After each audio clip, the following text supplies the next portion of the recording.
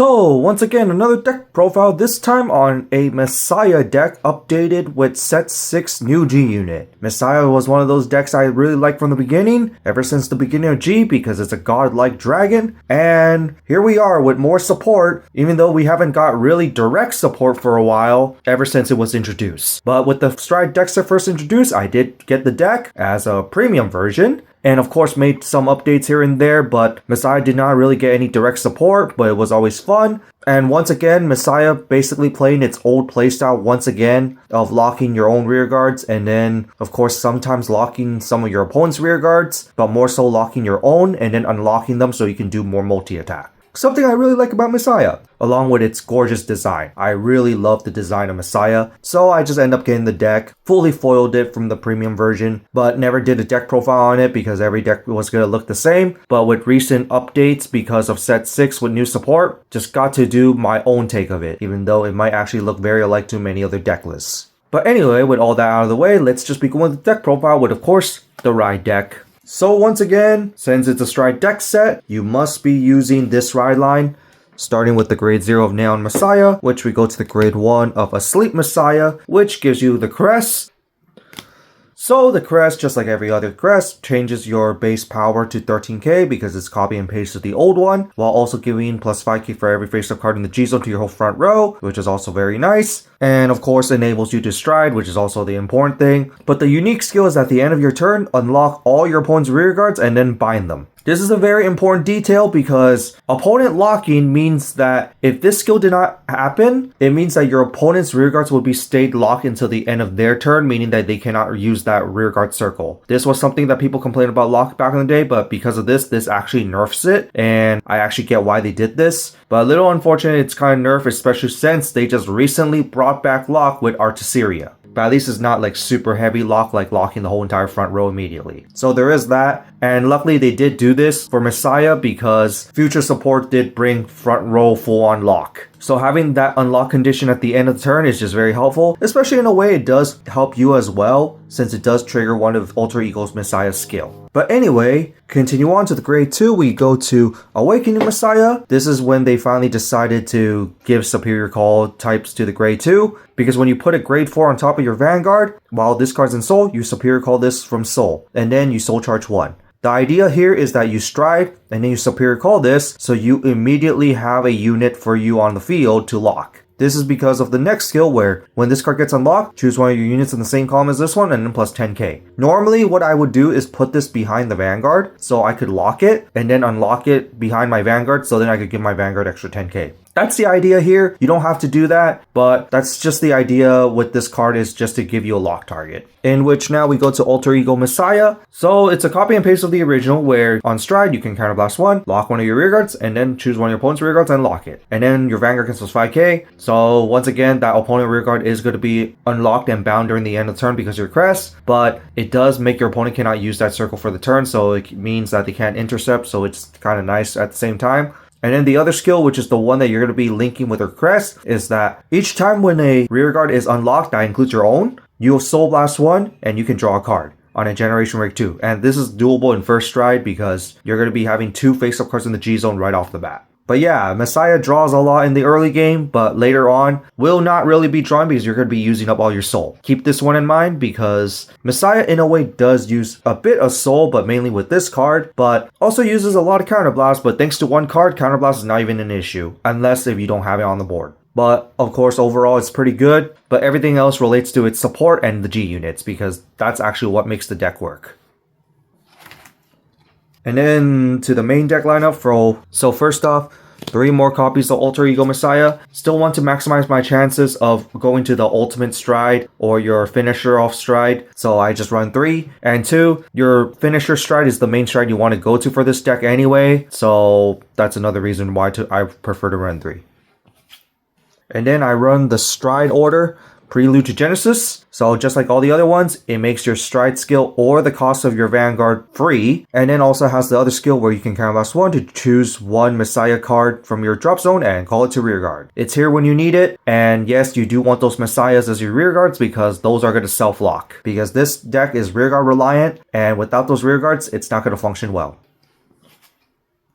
And then I run the grade 3 cyclers, because of course this helps the G decks. Just like the other ones, use it for a grade 3 for the ride deck, you draw a card, or if you use it for a stride, you also draw a card. And of course, on place, reveal grade 4, if your Vanguard is grade 4, plus 15k shield, not going to happen. Or you can soul charge 2 and this card goes to 10k power. The extra soul charge is of course very helpful because that's just more draws for Alter Ego Messiah. But it can also be a brick on the board because it doesn't lock itself. So there is that as well. But with your finisher stride, this actually becomes very useful because it could just be another attacker, as your finisher stride can also restand your front row. And so that's it for the grade 3 lineup. To the grade 2 lineup. Arrestor Messiah, basically your main grade 2 of the deck, because on Generation Break at the end of battle it attacked, well, not only it gets plus 5k power, but you also lock it, which is going to be relevant with the G units because you lock and then you unlock in mid-battle. That's the point. And yes, you can do this more than once a turn, because after it's unlocked, you can do this lock itself again, so you can unlock in the end phase for Alter Ego Messiah. And also it's a big beater, which is another reason why you want this.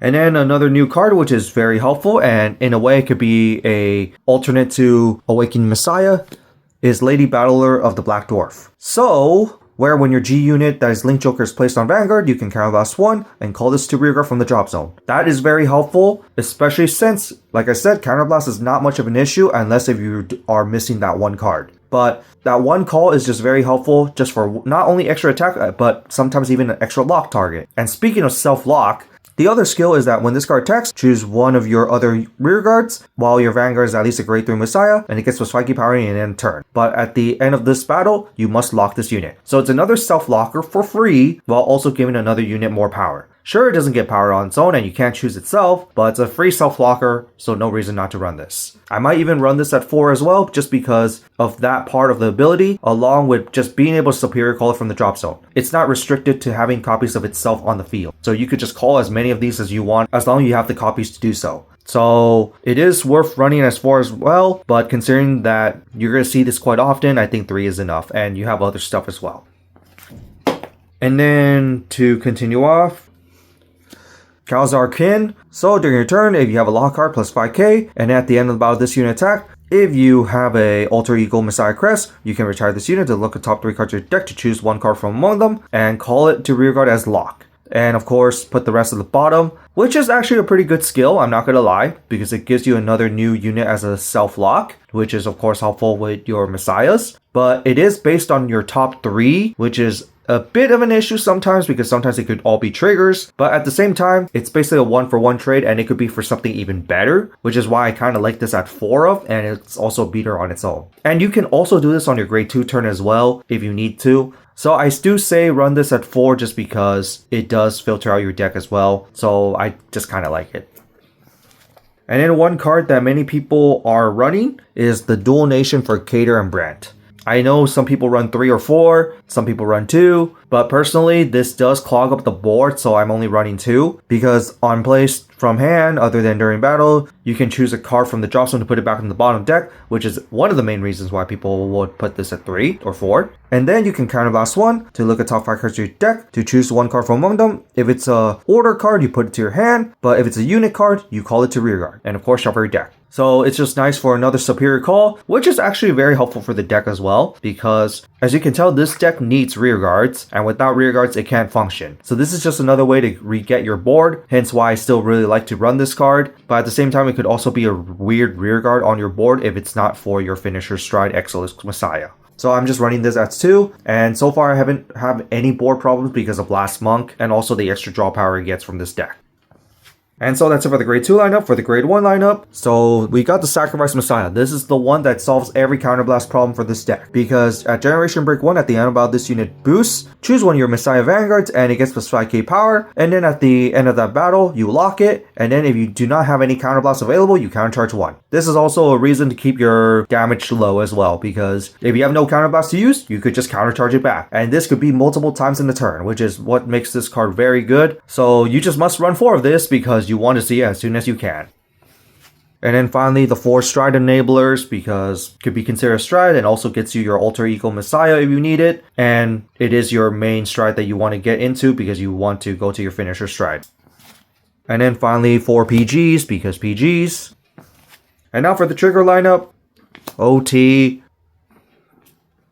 a crit, 3 fronts, and it's the soul front because this deck draws a lot, and you do want to refund the soul in some cases, so in a way, a soul is also a draw.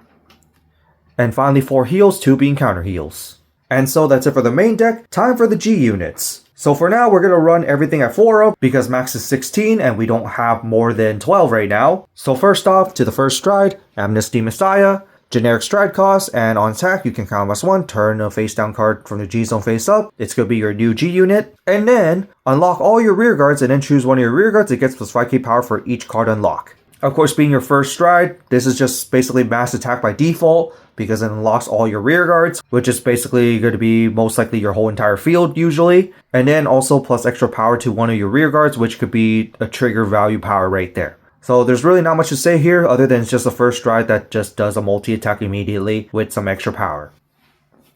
And then we continue off to Exilic Messiah, which is the evolved form of Amnesty Messiah, but requires you to use the same card name as your Vanguard for the cost. Typical second stride of the D format. So on attack, in Generation Break 3, you can counterblast 1, unlock all your rear guards, and then choose the same number of rear guards that you unlock and stand them. And this is what I mean about those weird rear guards on the field, because if you have those weird rear guards that you cannot lock itself, you could always stand it with this. And then your whole front row gets plus 10k, along with this card gain a crit. And this is what I mean that this is the main finisher stride, because yes, practically it does the same thing as Amnesty, where you would just unlock your whole board, aka just more multi-attack, but this one gets even more power and a crit on top of it. And if you need to, restand your board as well, which is also very nice. So it's just a guaranteed 5 attack in comparison to certain other cards where you can only sometimes unlock one column, because sometimes self-locking is not a thing. So overall, this is just your finisher stride, and this is the one that you kind of always want to go to because it also has that crit pressure and the extra power in the front row.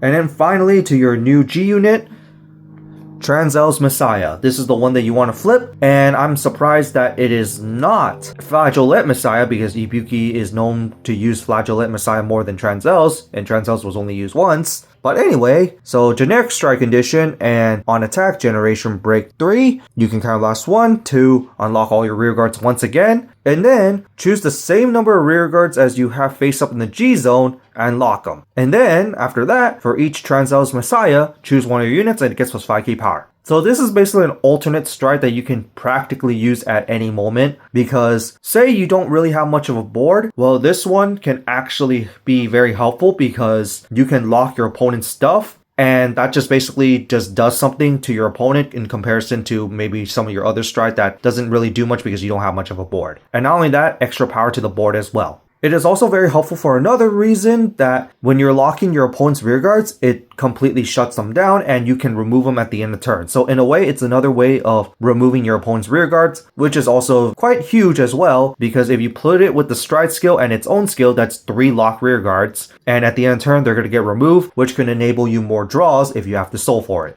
And of course, plus 5k power on a mass board is very helpful as well, if you could actually do that. But most of the time it's going to be only one unit, especially on the first time you stride this. But overall, it's a good alternate stride, but it's still not like a finisher like Exilic Messiah. But I do recommend still using this if you need to, especially for board removal.